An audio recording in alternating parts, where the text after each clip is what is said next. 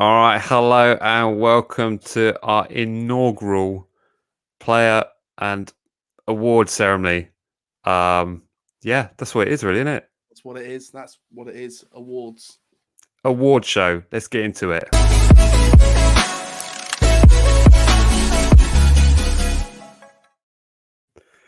There we go. Right, it feels like it's been an absolute age since we've done one of these. When was the last time we did this? A Live stream, not an award show. This is the first one. It's the first one. Surely it would have been the West Ham match. It would have been, yes. So a week ago. Let's not a talk week about ago on Sunday.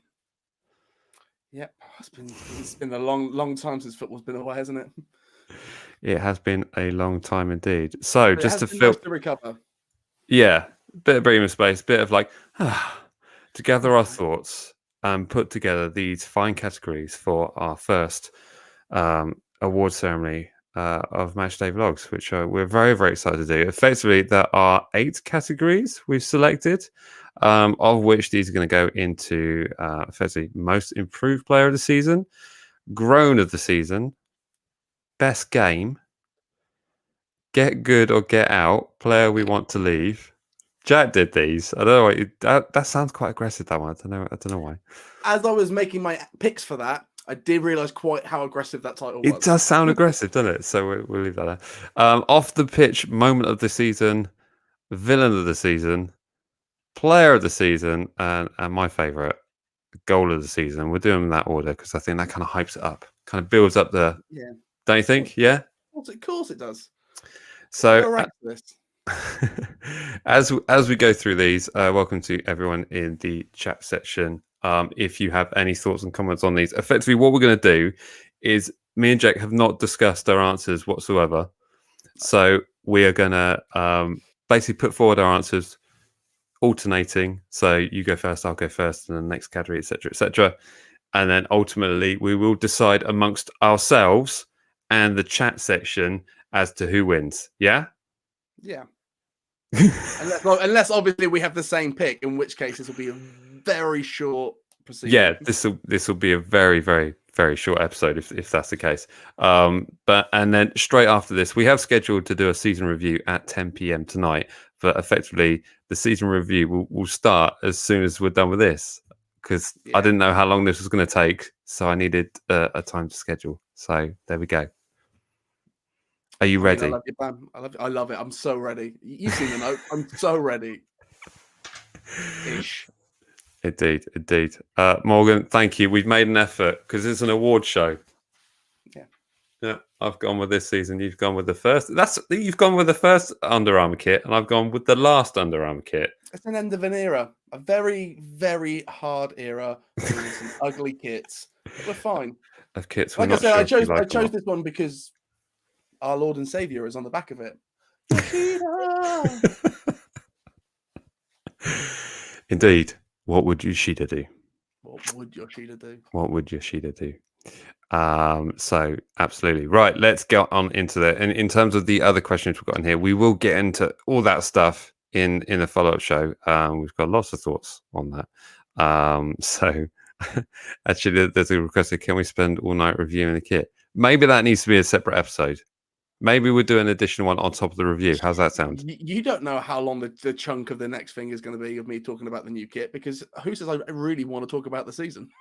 That's true. I just want to talk about the kit. Let's just talk about that. We'll do that in the season review. Yeah? Deal? Oh, yeah. All right. Let's get into it. Right. Okay. Here we go. Most improved player of the season. Now, do you want to go first on this, or should I go first? I'll let you go first on this one. You're going to let me go first? Because I've actually got 2 names written down.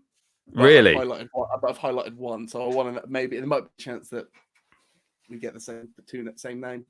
Okay. I found this one really hard, if I'm honest, because I think any season where ultimately we finish a lot lower than we did the previous season, it's difficult to look at improvements. Yeah. That's why I found it super tough. But I'll tell you who I've gone with. I'm hyping it up because I've got an image. You ready? Go for it. Ooh, wow. I've gone with Nathan Teller. And I'll tell you why, is because now when we hear Teller's name in the starting lineup, it's not a shock. And that's basically the reason. And I think he's a much more obvious starting 11 player now, as he was to the previous seasons. He scored his first goal against Fulham very recently. A couple of great assists. A bit light-footed in the penalty area, which got some penalties. But ultimately, I think this is an exciting player to look forward to the future of. I will give also special mention to. Hang on, I haven't got these in the right order. Here we go. I'm also going to give a special mention to Romeu, because effectively he filled the boots that Højbjerg left and some. So special mention to him, and also special mention to Vestergaard in the early stages of this season. But ultimately, I'm going to go with Teller. Absolutely, I can't disagree. The nice thing about tonight, there's a good chance he won't disagree on anything. Yeah, you're right. Teller's had an amazing. But for me, the only reason he's not for me, because this is his first season in the first season in this squad, and I don't know how to rate him just yet, because I didn't watch enough of him in the under-21s or the B teams. But you can't deny how good he is in the team. Like, we all love seeing his name come up. Yeah. Right. Yeah, you can't argue with it. The other two names. Also names that I did not write down, so we have not chosen anybody the same. Really? This is really firing it up. So I got two names written down, but the one I'm going with, is Stuart Armstrong. He's a liar. He is a liar, which is in my notes.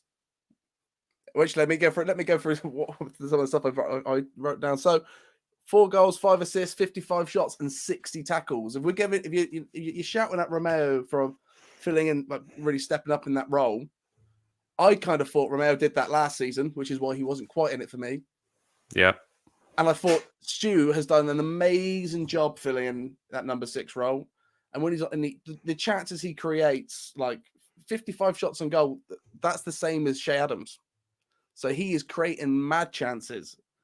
And last season he did, 5 goals, 3 assists, 4 goals, 5 assists. He's just the man. He's just the man. And look at him. Look at that smile. Look at that hair.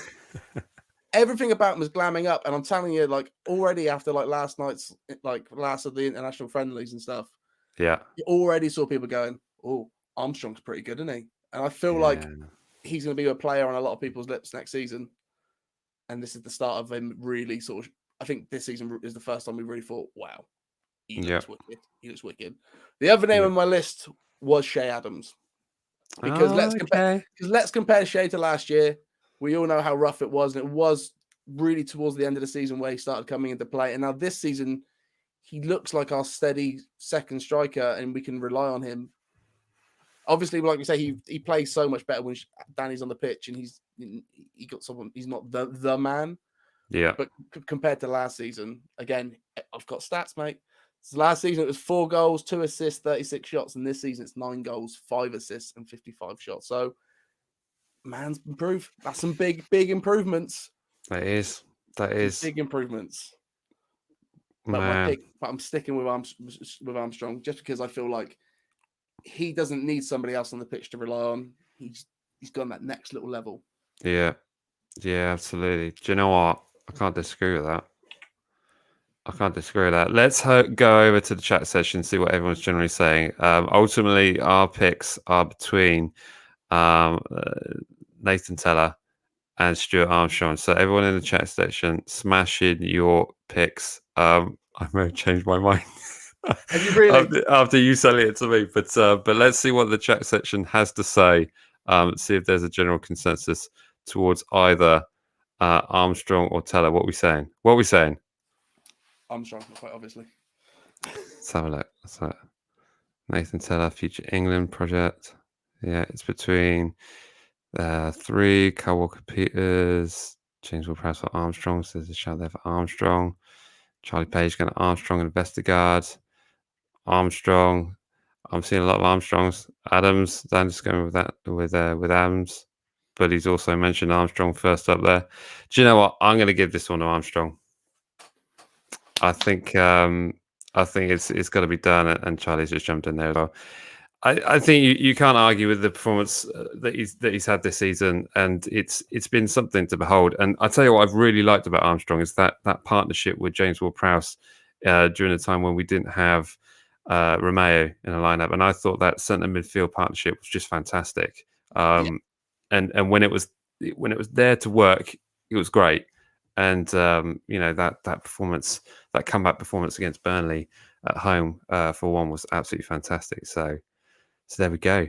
Wow, fantastic. And also we have a special award that I have with me here. It's the best I could get, if I'm honest. So just to fill everyone in, this is me lifting this trophy.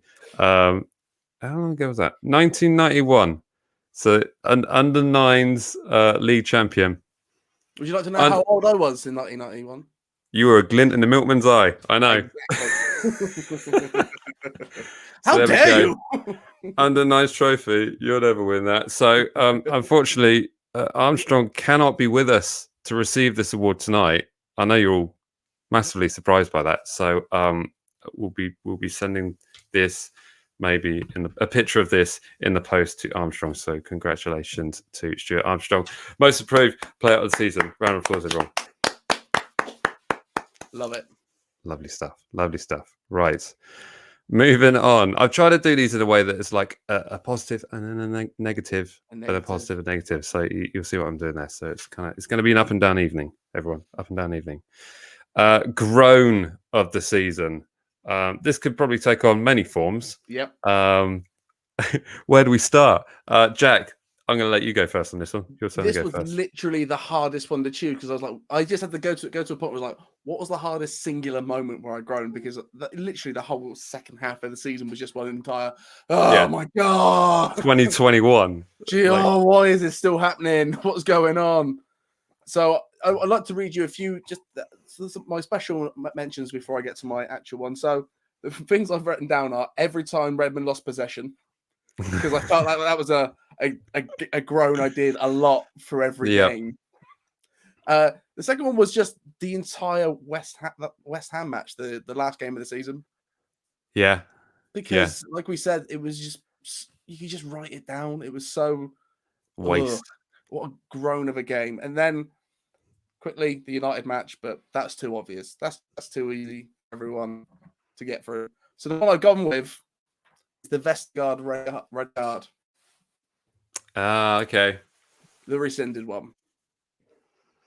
Because even at that very moment in time, we all knew that wasn't a red card.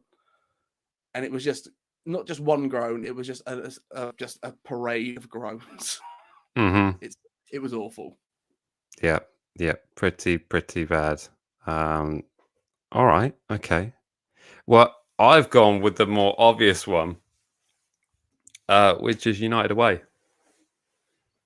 And I'll tell you why. And it's mostly things we like to put in the back echelons and just forget that it ever kind of existed. But there are many reasons why we've got to go for it. And that is the Jankovic red. Horrible decision by a young player. Then there's horrendous decisions within that game. There's the offside. There was the Bednarak red card. And then there's also poor game management when we're in adversity. Yeah. You're not wrong. There is a lot of things to go through, but I think the difference for me is where I had been through it already, it was just kind of a joke. So at no point did I really groan. It was, yeah, of course. Yeah. Yeah. It's obviously this is what's going to happen. So you like more, it's more of a kind of predictable kind of thing. Yeah. It was in the reverse way of like the West Ham game was more disappointing for me because we all knew what was going to happen and then it happened. Whereas the United game, it was, anything can kind of happen. And then the worst thing that has ever happened to us happened again. So it was like, it's the sequel. It's not a very good sequel. It's not as good as the first one. It does all the same things, just a bit more because it's United. So that's where the split comes down to me. I had to get very literal with that one because I was like, everything was terrible. I know. For me, it was the Vestergaard red card because again, we'd already seen it, and it wasn't like the Bednarak one was a foul, and you're wondering but it wasn't a red. Whereas the Vestergaard one wasn't even a foul. No, but he didn't even touch him. He went straight past him. He won the ball. He did that, didn't he? He jumped back, and Martial went. And you remember that? He went down the tunnel. He goes, Martial didn't. He said it wasn't a foul. Martial said it wasn't a foul. I remember that, but even in the time, I was like, that could be a penalty. So you're not angry at the decision of, it's probably a penalty, but it shouldn't have been everything else afterwards. Yeah. Whereas the Vestergaard was like, well, he's won the ball. He's done exactly his job. Yeah, it's true. It's a fair point. All right, let's go over to the chat section. Just remind everyone, Jack is going for the decision of the red card of Yannick Vestergaard in the game that we ended up winning 1-1. So it wasn't really a groan at the end of that game, but just saying. And then I'm going for the United game where there was a ton of decisions that just we self-destructed and also had stuff go against us. So let us know in the chat section right now. James Van putting out. Martial said it's not a foul. Exactly. He remembers it. A lot of people talking about the refs here. The refs this season have been absolutely shambolic this season. James mentioned VAR. Redmond's name's been mentioned a lot. Redmond, he's been quite a frustrating player. Being in the wrong position, being offside position has just been frustrating to watch at times. Yeah, that last game, there was a screen grab of him stood in an offside position. Didn't look great. When we lost to Brighton at home, yeah, that was woeful. Like I say, a lot to choose from. There are. Do you know what? I will happily concede this to the United game. I just went for the slightly more hipster option, but I absolutely there's a reason. There's a reason you've gone for it. So there we go. We'll go for, and I think that it also encompassed so many things within that chat section, talking about official decisions and referee performances and VAR, and yeah, it had everything. So there we go. Groan this season, United away. Fun stuff. Right. Best game. Here we go. I didn't give an award for. It doesn't need round of applause, does it? Doesn't deserve one. Doesn't need one. Doesn't deserve one. This next one does though. We'll leave it with silence. There we go. Best game. Oh, this was a tough one as well. Yeah, this was quite a tough one. It's my turn to go first, isn't it? Where we go? So whilst we're having a chat about this, everyone in the chat section, stick in what you think the best game of this campaign was. It could be FA Cup, it could be League Cup, or it could be Premier League. So stick it in there, and let's get into ours. Right, I'm going for Burnley at home. Ooh. I'm going for Burnley at home because we came back from 2-0 down, and won 3-2. Which is something that normally happens to us. So it was nice to do it to someone else. So, need I say any more? The one caveat I will say on that, though, is the first 30 minutes of that game were horrendous. And it was as bad as it was when we lost to Brighton at home. So, a little bit of a at the start of that one. But ultimately, yeah, I'm going to go with Burnley at home. 3-2 win, Southampton. That was a good game. Now I think about it. Like, as I was trying to think of this game, I was like, what was the one that we were going the most ape at? And now I think of it, we did go pretty out there for that game. But I also think we did it for my game too. And I'm going for Villa away. Oh yeah. The 4-3. It should have been 4-0. Should have been 4-0. Like we say, there are iffy moments in all of these games. There's no flawless Southampton performance this season. No, there's not. But the reason I chose this game is because this is one of those games where if you were a mutual watching, it was one of the best games you saw this season. And I'm so happy it was finally it was just like, oh, we won one of those games. It wasn't just a good game that we were in. It was great goals. Great game.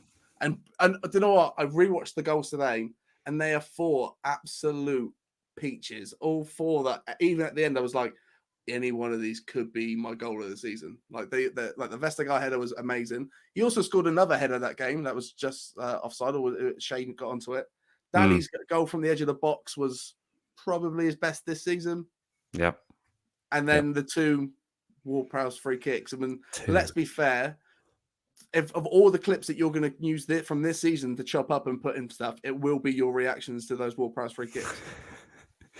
Yeah, you can't lie. Especially the second one, because you get one in a game, you think he's wicked, but then you got 2, and you're like, oh, Gareth, why didn't you take him? Yeah, there's still time. Wow. Yeah, that's a good shout. Did you have a second place? The other game I did think about a lot was the Bournemouth game, actually, because that was a game. I know it's a strange one, but I think it's because we were all quite negative going into that game, and it was to go into the semi, so we were already sort of. It was a little bit. It was nice to beat Bournemouth. It was nice. Yeah. Redmond played well. Gineppo scored. There was players in that. You'll find this out more in another category later, but there are players in the squad that we all wanted to perform this season, and that was the game where they were like, "Oh, they performed today. Yeah, this is what we need out of them." Yeah, and then so that was for me. That was a bit of a high point, but yeah, I think the Villa game, good fun. Wow. Okay. Right then. That's a great shout again. Oh my goodness. But like you say, there's never anything that's completely perfect. Like the first 30 minutes of the game that I've nominated, and the final 10 minutes of yours. It's a real yin and yang thing. What do you prefer, to come back from nothing or to almost lose it? Yeah. And actually, that Aston Villa away game is still our most watched live stream. I think it has like 11,000 views. I won't lie, I did take that into account during this, and I did look at a few of the views and just to be like, what was really fun for everyone, and that one. It's got a combination of an exciting win against a rather large fan base as well, so it's always going to have that kind of factor to it. If you're looking at views alone, our best games this season were Leeds and Aston Villa. Yeah, absolutely. Right, let's have a look, see what the chat section is saying. Tristan is with you. Villa away or Liverpool at home? Yeah, Liverpool at home. It's another good one. Harvey's going for Everton at home. That was the 2-0 win. Yeah, that was a good game as well, actually. You know what? I probably would have said Liverpool at home if it wasn't for what happened afterwards. Yeah. If it wasn't because I was looking through my Instagram seeing if there was any matches that I posted, and there was that picture of Ralph crying, and I was just like, oh, I love this guy. And I feel like that post might be like the rest of the season might be my fault because of that post. Love that passion. Yeah, absolutely. Dexter Venom's going for the Villa game, Villa away. Charlie, again, I like the Burnley game that we were on 3-2. Another shout here for the Liverpool at home. Xander's put Southampton 3. He's also put I agree with Jack. Okay, cool. I can see that coming from here. James Barnes mentioned the Villa away game. Ward-Prowse getting 2 goals on his birthday as well, 1 assist, and a Danny Ings belter. He's selling it to me, really selling it to me. Chelsea away one was another interesting one. That one ended 3-3. Xandis, here we go. So finished the Southampton 3, Burnley 2, Chelsea away or Villa away. There's a lot to show for Villa. I can't lie. Villa away. Yeah. Right, on the wall here, really, isn't it? Well, didn't want to say it. Didn't want to make you look that bad straight out of the bat, but it's okay. All right, there we go. I hope one of us is writing these down so at the end we know who's won what. Are you? Yes, I am. Good stuff. I am. Write them down. I am. Everybody be quiet. I got this one wrong. What are you doing with that pen? Sounds like you're starting a fire down there. I am a little bit. And big shout out to Xander for dropping in the super chat. Thanks very much for that. Always much appreciated. Jack gets more Twix, and we get more money to spend on lights and gear. Fantastic. James Ward-Prowse is the favourite to replace Trent Alexander-Arnold. Ooh, he should be. Because that was the amount of right backs is stupid, and that little amount of midfielders that aren't attacking is also stupid. Exactly. And when you've got Jack Grealish on the pitch, who's like the most foul player in the world, and then you don't take the greatest dead ball specialist in the Premier League to the Euros. Right. Who doesn't want Ward-Prowse whipping in corners to Harry Kane? It's true. Come on, we know we want this. Exactly. You don't want Harry Kane end up taking the corners, do you? I don't know. He was pretty good from what I remember. There was no complaints about that from anyone. Yeah. Gary Neville. Excellent stuff. Right. So the winner of best game goes to Villa away. 2 goals from James Ward-Prowse, an assist, an absolute wonder strike from Danny Ings, and a minor capitulation at the end of that game where Diallo kicked Jack Grealish in the ribs and conceded a penalty. Good stuff. Happy days. Right. Come on, then. Moving swiftly on. That's a perfect segue. Oh my goodness. The rather negative sounding get good or get out player we want to leave. Now, I'm going to put a caveat under this.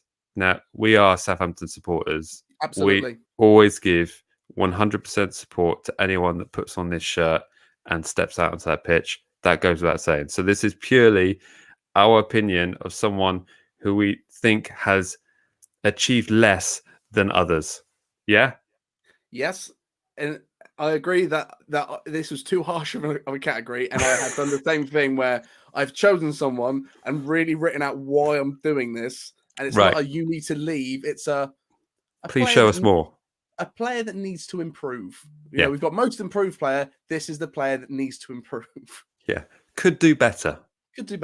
Yeah. And then the next season when we do this, we're like, we were wrong. We couldn't see me after class. You know. So, is it my turn to go first? It is. No, I did. No, it's yours. The matches. This is my turn. Goodness for that. Flipping heck. So this one, I think might be a bit of a shocker to some people. I'll tell you what, the chat section is going nuts already. I'd be amazed if neither. I've got a feeling that neither of us are going to say who they want us to say. Yeah. Because they want a public hanging by the looks of it. Because of the way that we have changed the category before we started it. Because if that was the category, that's probably the answer. But my answer is Moussa Djenepo. Oh! Yeah. Moussa Djenepo. Wow. Moussa Djenepo is a player that I think has real class and his moments of big magic, and he can run along that goal line, cause fouls, and he's getting stronger. But the thing that we said about him is he needs more game time. And this season, he has had a lot of game time. He's had a little bit of a knock, but he's been back for the most part of it. Yeah. And the stats just aren't there really. I thought he's two goals this season, and it's just not. What I've written here, in a team full of like wingers, we've got so many wingers that are just hit and miss, and there's no consistency there at all. Like Redmond, there's no he's the most inconsistent player. We could all praise Redmond on his best day, and we could all hang him on his worst day. But let's be honest, we never know what we're going to get. So, and I feel like Djenepo needs to. This was his season to be like, right, I'm going to confirm myself in this spot. This is my position. Mm-hmm. And then we had to get Minamino in, and we didn't see that much of Djenepo. Like he was there to do a job this season. And he got stronger. But I just feel like there's so much more he just needs to really improve on and really step it up next season. So that's why I've gone Djenepo. It's not a get or get out. It is you need to step up a bit now because I feel like we've had those seasons. It's the thing that I always felt with Boufal was like if he had a bit more time, if he had a bit of this, and I felt like Djenepo was slipping into that Boufal thing of if he had some more game time, maybe we see more magic out of him. But now he's had that game time, and I'm not seeing it. Yeah. That's why I've gone Djenepo. It's Djenepo. Wow, that surprises me. That surprised me a lot. I mean, I know what you're saying, But I think we've seen some things like in that Chelsea game at home where effectively he was all over the place and, he was sort of sticking in challenges and getting stamped on by Chelsea players and able to spring back up and, be quite a versatile player. But there are other times where I'm thinking, do you know what? Don't make a challenge on the edge of the penalty area away at Spurs to give away a last minute penalty. And just little silly things like that I'm thinking. That's what I mean. So, How old is he? I think he's 24, maybe. it's quite young. 23, Yeah. 24. I just want to start. I would just want to see and for someone that's been injured as much as he has, and someone that we start to see that aggression a bit more. It's like there needs to be a level ahead of him, which is kind of why I think Walcott's going to be quite good for us. I don't think Walcott. I don't think we not see the biggest impact from Walcott on the pitch, but I feel like for Gineppo, for Teller, I feel like Walcott's going to be good to get their Premier League knowledge up. Yeah. It's a good shout. Right. I'm going to let you tell me who I've picked because I think I think I've figured it out. Yeah, who I'm going to pick. Yeah, you picked Diallo, haven't you? I've picked Diallo. I have picked Diallo, and it's on the basis similar to what you were saying, but for a player who we signed for a defensive role in midfield, he's done none of that. And that for me is why he's in this category for me to say, okay, look, we really need to see more of him. I was really hoping in that final game against West Ham that maybe we'll see something, pressure's off, show us what you can do. But ultimately, every time he played in that defensive role in midfield, it just didn't work because he's not a central defensive midfield player. He's clearly got quality. Otherwise, Leicester wouldn't have been looking at him for 13.5 million before we snapped him up. He was kind of a bit of a second choice after that work permit for the other player fell through in the summer. Forget who the other guy's name was. But ultimately, I would have hoped to have seen more. And every game we saw him featuring, I'm like, prove me wrong. Show me something that shuts me up. Score a worldie. He never scored that 45 yards, did he? I asked for it a lot, but he never did it. He didn't even come close. And it was just, if you're not going to do that, and then you're not going to put in that kind of, defensive displays. I mean, the stats don't lie in regards to the challenges made. And when Kyle Walker-Peters and, Jan Bednarek, of course, central defenders are going to make obviously more interceptions, but you're going to want to see someone get their ball back, and he just simply didn't do that. So I'd love to see a bit more of him in the season ahead. But in the same respect, I'm thinking, is he really there? Does he work in the systems that Ralph's trying to do? So I don't hold a lot of confidence. And certainly when Ralph was talking about players that had shown him in that final game that he's seen enough and knows who he needs to get rid of, I'm pretty sure Diallo's name was on that list, if I'm honest. Yeah, you're probably not wrong. I can't disagree with anything you've said.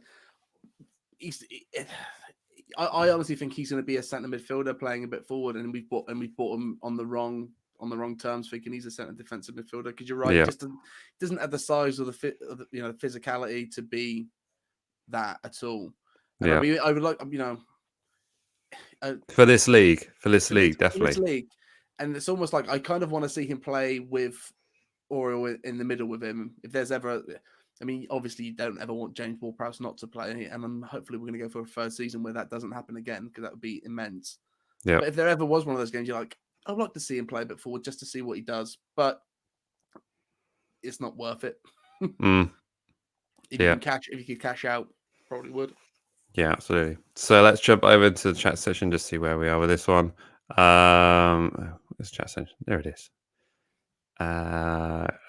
This started very quickly. Redmond. I think Redders needs to be less lazy. Charlie Page couldn't get enough of Redmond. Redmond. It was all pretty much Redmond. Redmond and McCarthy. Vestergaard. So no one's picking who we're picking. What I love is that Vestergaard's made it in Get Good or Get Out, but he was also a big call in the chat section for most improved player. I know, right? Yeah. That shows you why neither of us said it. Yeah. Gineppo said start more of Redmond, Minamino Walcott. I would like to say that adds to my argument that he should be playing more than Redmond, and the fact that he's not shows that he's not shown enough on the pitch when he's been given that time. Yeah. Talking about Diallo here, he's not physical enough. If he has this game, he could be a starter in this team. Possible, yeah. Diallo is still very young and can improve a lot. Yeah, I get that, but I just think you would have thought that we would have seen something this season. But it's a big role to fill. So, but I just see him being moved around. But we shall see. So who are we going with? I would say, looking at the chat, I would go with Diallo. Okay. Go Diallo. Diallo. Come on, lad. Now the high-tech way was sorting this out now because we didn't think this ahead. Diallo. All right, moving on to the off-the-pitch moment of the season. God, we've got 4 categories left. How are we doing for time? Oh, we're doing fine. Is it my turn to go first? It's your turn. This was, you know what, to be honest, this was quite a hard one for me to find because I was like, I wasn't that happy. Really? Most of the time. And the football wasn't on. I was pretty bored. That's true. I mean, I think for me, it's a straight kind of simple one, really, in terms of the activities of the Saints Foundation and all the work they did in the community. You know, they gave 1,000 hot meals to the vulnerable when all this madness was kicking off. And then also, we're able to provide meals to the community during half term. So it was just really great to see the club and those involved in the Saints Foundation be able to do such things that impact the local Southampton community. So that for me is my off the pitch moment of the season. It's football related, but it's it's community related, which is great to see the club getting involved with. So nice, simple one for me. Saints Foundation.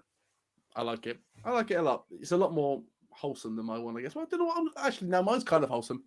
Yeah. So I've tried to encapsulate everything into one thing. So my answer really is the Leeds game when all the fans were back. But because being at the Leeds game wasn't amazing because of the goals, I've put it into something else. I put it into our first 5 guys after the game. And now, anyone in the chat section, this can be your own personal thing. Whatever you did that match day, if you went to the game, that was just that thing that it's like, yeah. What did you do to detox from that 2-0 loss? Not just the detox, but your post St. Mary's visit detox. Whether you went to had a pint after that game, whether you went and just shouted at the abyss for a bit. Whatever you need. If you went home and you smashed Leeds 25-0 on FIFA just because you had to get it out of you, whatever that thing was, that was my off-the-pitch moment of the year because it was like, I couldn't celebrate, so I've got to do this. All right. Beautiful. So you can say it's fans being back in the stadium was just my moment of the year because that's what it was. It was just, I was so happy to be at the game, so happy to be back at seeing those players. Didn't want to say anything there, but when they came out on the pitch to train, and a bit of me was like, oh my God, it's been so long. And I've been watching these guys relentlessly for 14 months. Yeah. And there they are. But I'm going for the first 5 guys after Leeds. Beautiful. Thank you. Lovely suggestion. Don't mean to one up charity, but yeah, I don't think you could beat a charity nomination, but that's pretty good. I saw you going for the win. I had a few options, so I thought I'll see what Mike goes for, and I'll go for that one.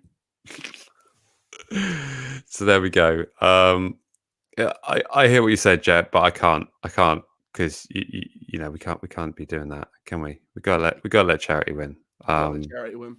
So this one doesn't have debate. So a huge round of applause to Saints Foundation and all those involved in all the activities and all the fantastic work you do and all the former players who get involved with that kind of stuff. So it's great to see all these heroes of ours involved in these community activities. So congratulations and well done to you. Well done. Fantastic stuff. Right, villain of the season. It's your turn to go first as well, Jack. Yep. There's a lot of things I wrote down here. The list is quite long. So do you want me to go from the bottom of the top? You go from the most interesting part of that list. First of all, I put Audi Sport. Oh, yeah. I thought, here we go. I want something here. And I thought, nah, who more angry than Audi Sport? And I thought, European Super League, obviously. That got us all steaming. They got everybody steaming. Yeah, and then right. I thought, God, what can I one up that? And I thought, yeah, I can. Any of the fans that booed at the Leeds game. And I thought, I best not do that one. You're not wrong. Eventually, Mike, I went for the referees because, God damn it, if they did not ruin most of my lockdown, which I was quite enjoying. Yeah. I like being furloughed. I like sitting at home and doing nothing, and they ruined it. On so many occasions did they make me so steaming mad for weeks on end. Yeah. 2 rescinded red cards in the season is a joke. Yeah. They got TV screens that help them, and they still and it just feels like they're in business for themselves, just like the European Super League, but even worse because they've been doing it for years, and I hate them, and I hate them, and I hate them. I hate the referees. Do you know, listen to your list. I think every single one of those beats mine. Just speaking truth here. I mean, I'm amazed you didn't say any of them, but I had anger. And at that Leeds, the thing that people don't realise about that Leeds game is that was the first time in 14 months where I could scream as loudly as I possibly could. Yeah. And even though I was singing Southampton songs, it was through the thunderous hate that I had built up over the people on this list, minus the fans, because they hadn't annoyed me yet. Yeah, yeah. It was so good to be back in that stadium. I mean, even though it was, not the result we wanted, but just to be able to in there and hear this fan singing. Certainly early on, there was plenty of people singing Southampton songs, so that was good to see. Wow, goodness me! So you're going for the refs? I think that's a great shout. For the refs. That is a great shout. Do you know what I'm going? Tell you how bad they are, considering the other things that are on this list. Yeah, right. If it goes above European Super League, I mean that's yeah. Wow. Okay. Well, here was my suggestion. Any guesses? Diallo? No, I went for. I mean, which may sound incredibly blasphemous, but wow. Okay. What? This is why. This is why. There are moments this season, and I've never been Ralph out. Just to stick that in there. Never been Ralph out. But there have been moments in this season where I've thought, what are you doing? Literally, what are you doing? Like times where I'm thinking, it can't happen again. It really can't happen again. There are ways of stopping it from happening again. And that happened again. And there are games where I'm thinking, tactically, why are you doing this? Like thinking back to the horrendous 2021 that we've had. Okay. We then go and get a point against Chelsea at home. We go away to Leeds, change the squad. Change it completely. Like, show no respect to Leeds whatsoever and get not really humiliated, but it was a flattering scoreline, 3-0, I know. And there are times where you go away to Spurs, and it's going great, we're at Spurs, and Danny gets injured, and then you bring on Diallo and change the system completely, and then suddenly we end up losing game 2-1. There are like moments like that ultimately he's my villain of the season. What I love is that we both agreed that the get good or get out was too harsh a category. So what you did was change that and then use that for villain of the year. Yeah. All right. Okay. Well, no. So, but looking at, but no, you know what? You make great points, and there are times where you're like, why would you do that? What you doing? Yeah. But I feel like those are only enlarged by everything else. Yeah. It's like you Yeah, I look know at what you're saying. like I was looking to do this today. I looked at like just our wins and losses, and it looks crazy when you look at it because it's just yellow and green then red. And if you were Mhm. to just combine those and sprinkle out those those games in between themselves, it still wouldn't be a great season. But I still feel like you probably end up more talking about the injuries, the decision that went against us. Okay, there were silly things that he did, but as we'll probably talk about more in our next thing that we do of our review of the season, I'll talk about what where I It's see true. Ralph going forward. But I just can't put him as a villain because he's our man. He is. He is. In And to be honest, like I said, all your categories that you said would trump in mine. But it had to be said that there have been moments this season where I'm thinking, Ralph, what are you doing? Seriously, what are you doing? At what point of my list of reasonable villains did you think, European Super League. yeah, Actually, predictions. LD Sports. LD Sports Sports. was more of a villain than who I put up here. So Not only that, but you're always going to win this one category. of my villains, you're wearing their shirt. I know. So there we go.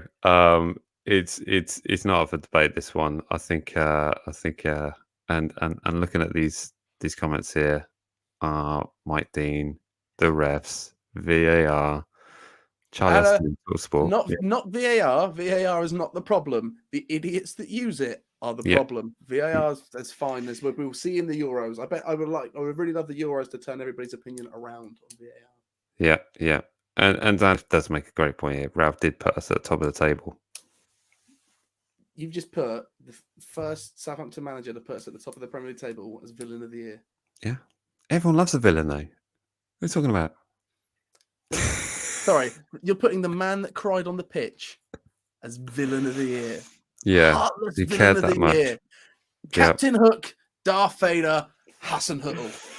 So there we go. Congratulations to refs who are this season's villain of the season. Well done not well done to refs. No. Well done for them at all.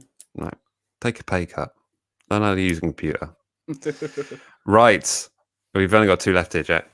Player of the season. It's my turn to go first, isn't it? Yeah, but I have a feeling we've probably both got the same player. Yeah. We don't need to discuss this one. It doesn't need to be discussed. In fact, let's go over the chat section and see if they can guess who we've both got. Because I know you must have who I've got. Player of the season. Player of the season. Come on. We'll tell you who it's not. It's not Ryan Bertrand. It's not Shay Adams. Nope. Definitely not Forster. No. So, do we need to debate this one? Do we need to debate this one? I feel apparently, according to Gareth Southgate, yeah, we do. We do have to discuss it because that man there is the best player on the south coast of England. Your trophy. James Ward-Prowse is the player of the season. He's played every single minute of every single game for the last 2 seasons. It is a Premier League record.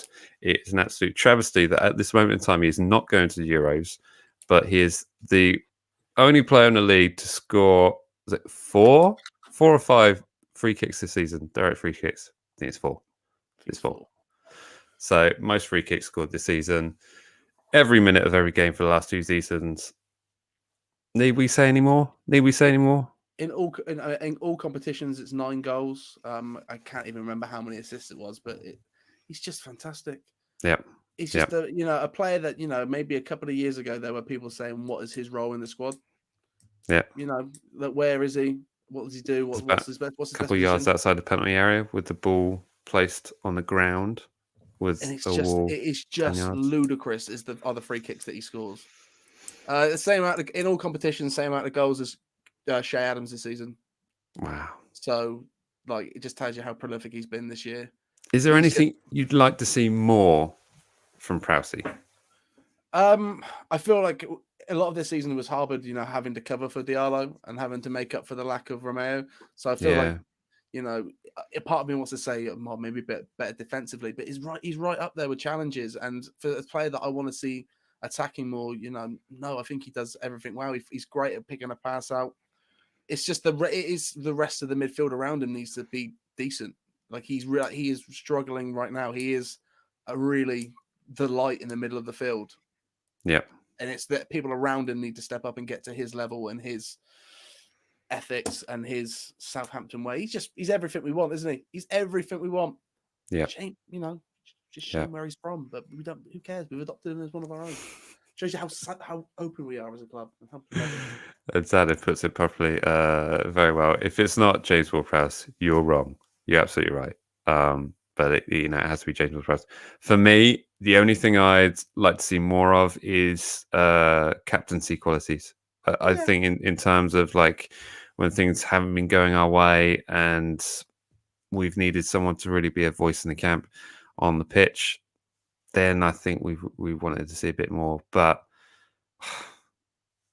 fantastic. Absolutely I always see it in the Palace games. I want him to be Palace James Ward-Prowse every game. Yeah. And if he he already is that, but I really want to push that out there. I just want him to be the little poop house that I know he is. Fantastic. So there we go. James Ward-Prowse is our player of the season. Congratulations. Yes. James. Any special mentions? Any second choices that you had down there? I mean, special mentions. I've got to include Armstrong. I'm not sure most improved player of the season. I think Kyle Walker-Peters has also proved essential in that right back role. But yeah, aside from that, in terms of when you look at consistency, there's only one name in this list, and that's the player who's Mr. Consistent in a squad that he like. No consistency is our downfall. The fact that we never know what we're going to get. He is the beacon of light of like everyone needs to look at James and be like, I need to work. I need that effort. I need that. Effort. He is just the best. Yeah, absolutely. So there we go. Our player of the season. Right. Moving on to let's take privacy off our screen. The final. We've got about 8 minutes to chat about this one. Goal of the season. Whose turn is it going first? Is it me? You? I'll let you go first. That last one was a bit of a tie, wasn't it? It was. So I had 3 or 4. 3 or 4. I did make a note. This was a tough one for me. Where is it? Goal of the season. Okay. 2. I had 3. Okay. And I'm going to do them in reverse order. So in number 3, I had Ings' goal away at Villa. Yep. Storcher. Amazing strike. And then I had in number 2 position, I had James Ward-Prowse free kick against Newcastle. That one that was like 100 miles away, pretty much on the halfway line as far as I could see it. Unfortunate end result, but my goodness, what a strike that was. And in my number 1 position, I think you already know, don't you? What is it? Talk to me. I'm looking for his image so I can put his face up because it was glorious. It was Shea Adams against Sheffield away at Sheffield United. And just simply by the way he caught that ball in the half volley and made the net explode and do that kind of and then get it caught wedged underneath the bar. When it was wedged under the bar, that to be fair, that does sell it. That when it gets wedged, that's how good it is. The goal was like proper damn. naughty. Did you see what he just did? It was boom right in there. So that is my goal. It did take me a while to have a look through them over. Redmond's goal away at Bournemouth, another good shout. But for me, this one has so much about it. I think the layup, was it by Armstrong who chested it down, and then just the whole kind of makeup of that goal. I mean, it was kind of an expected win, being away at Sheffield United, but you still got to put the ball in the back of the net. And my goodness, was this one pretty. So that is my goal of the season. I love it. What are you saying? My one is a bit different, and it's not one of the ones you said. And it's, do you know what? It was actually very easy because it's the first one I thought about, and that is Ora Romeo's Cobra Kai karate kick from the edge of the box. Wow! Everybody was kung fu fighting. Even right now, I've watched it 20 times today, and I still don't understand how he kicks it. Still don't get how he gets there. And it's so magic and so out of nowhere and so absolutely everything I love. All I hear before that goal goes in is just some voice behind me in the third distance. Every time, just before he hits it, someone shouts, "Hit it." And he does. And it's amazing. Oh dear. Look I at think that. I think it's actually your dad's voice. And I think it is just him shouting it. Just, "Hit it!" And then, oh, it's so good. It's so good. So Jack is going for the. That's a great shout. It's a great shout. And whilst we were chatting about that, I just suddenly realised I forgot to put on the awards background. 55 minutes into the show. Spent ages on that. Nicely done. Villain of the year, Mike. I even had a spell as well. Look at that. Both of them. He's got them all. Got them all. That's a great shout. And like you say, we still have no idea how that goal went in, but it was an amazing Cobra Kai kind of sweep the leg. So we're gonna have to throw this on over to the chat session, see what everyone says. I feel like everyone forgot the Romeo volley until I just I didn't forget it. And now they're like, oh damn, that was the goal of the season. Yeah. Do you know what? I think the Dexter Vannum's going for Sheridan's against Sheffield United. Prowse free kick against Newcastle. Prowse free kick against Newcastle. And listen, I'm willing to overturn both of our votes if the fans think it was the Ward-Prowse against Newcastle, because you can't argue it. Yeah, man. Yeah. Do you know what? I think they have. They have. I'm more than happy to give it to the fans on this one. The fans have overturned our decision. We have had to both rescind our decision of Jax Romeo and my Shadams and give it over to player of the season yet again. We're checking with the gantry. Goes to Ward-Prowse. Goes to Ward-Prowse. So there we go. The fans have decided. The subscribers of this channel have decided that the goal of the season and player of the season goes to James Ward-Prowse. So congratulations. Another one of these on its way to you. As I said before, unfortunately, James cannot be with us this evening to receive his award, but he sends his regards and says thank you to you all, especially you, Jack. Thanks, bro. So there we go. That is our first award ceremony ever that we've done on this show. We hope you've enjoyed all the categories we've done. It's plenty of great shouts out there. There was a lot of negatives, but still a lot of positives in this season. It's great to call them out here on Matchday Vlogs. But as I said previously, we will be jumping straight into our season review in about 2 minutes. Look at that, perfectly timed as well. I didn't think we'd be talking about this long. Isn't that mad? I knew it'd be content. As soon as I said it, so if you've stayed with us for the entire duration of the show, give yourself a pat on the back. And me and Jack will see you very, very shortly over on our season review. All right, as always, remember to like, comment, share, and subscribe, and we will see you in the next one. All right, see ya. Bye.